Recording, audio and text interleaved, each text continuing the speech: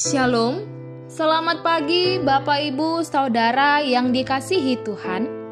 Selamat berjumpa kembali dalam Mutiha Hangoluan Renungan Harian pagi ini, Jumat 9 Februari 2024. Dengan bacaan Alkitab dari Galatia pasal yang ke-6, ayat yang pertama hingga ayat yang ke-10.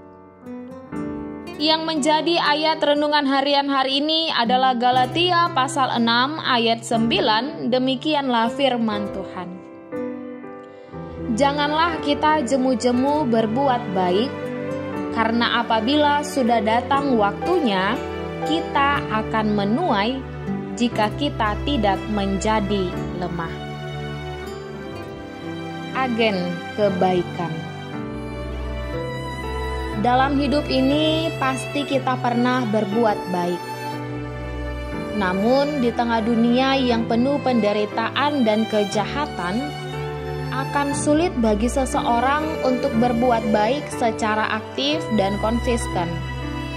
Ketika ingin berbuat baik, pasti ada saja godaan atau tantangan sulit yang pada akhirnya membuat seseorang bersungut-sungut, kehilangan semangat, bahkan menyerah untuk berbuat baik.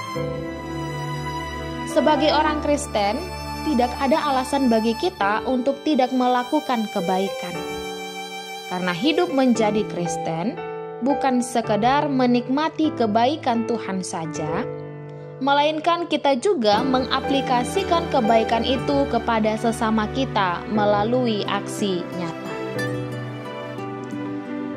Dalam nas ini, Rasul Paulus berusaha menyemangati orang-orang percaya di Galatia untuk tetap bertahan dan konsisten dalam melakukan kebaikan. Rasul Paulus berasumsi bahwa pada masa itu, antusiasme jemaat Galatia dalam berbuat baik tampaknya mulai memudar. Hal tersebut mungkin dipengaruhi oleh ajaran-ajaran palsu yang menyusup di tengah-tengah jemaat Galatia yang berpotensi besar menjauhkan jemaat dari sikap dan perbuatan baik, bahkan menggoda jemaat agar tidak lagi berbuat baik.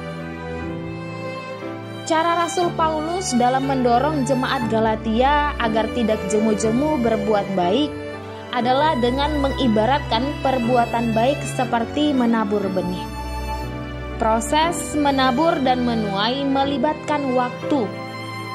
Sehingga pesan yang mau disampaikan Rasul Paulus adalah jangan jemu-jemu dalam menabur kebaikan, karena akan tiba waktunya kita juga akan menuai kebaikan dan berkat Tuhan. Maka jangan menyerah kalau perbuatan baik kita terlihat kecil atau sepele.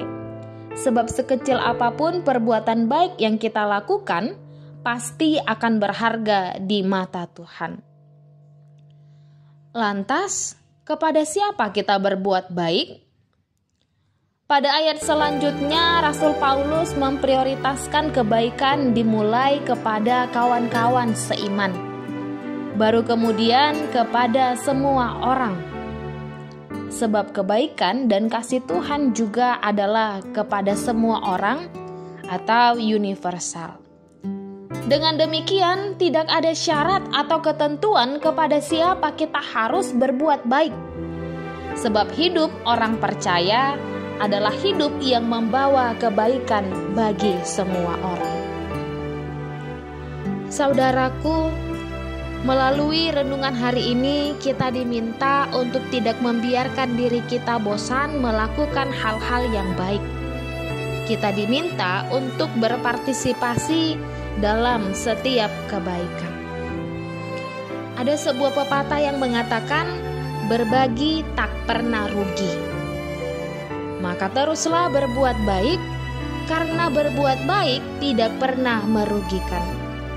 Jadilah agen kebaikan, sebab Tuhan telah menyediakan banyak berkat bagi kita yang bertahan dan setia melakukan kebaikan.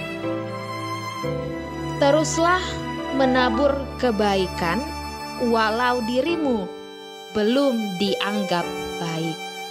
kita berdoa.